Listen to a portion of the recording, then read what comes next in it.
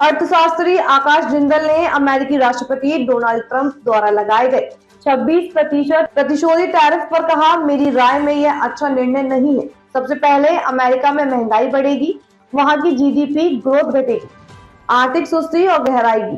भारत को भी कुछ दिक्कतें होंगी, हमारे निर्यात में गिरावट आ सकती है।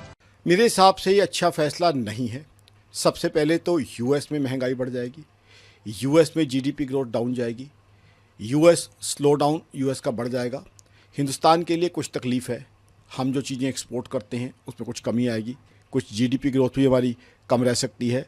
बट ओवरऑल ये जो रेसिप्रोकल टैरिफ यूएस की तरफ से लगाए गए हैं, यूएस की इकॉनमी को नुकसान पहुंचाएंगे, ग्लोबल ट्रेड को नुकसान पहुंचाएंगे और दुनिया को रिसेशन की तरफ ले जाएंगे और हो सकता है ये ग्लोबल ट्रेड वॉर की शुरुआत भी करते हैं। मेरे हिसाब से ये एक अनफॉर्चुनेट सिचुएशन है। हिंदुस्तान की बात, हमारे पास एक सरकार है जिसने इनके साथ बड़ी सूझबूझ से बातचीत करने की कोशिश की थी। हमारी सरकार ने यूएस के साथ बातचीत की कोशिश की थी।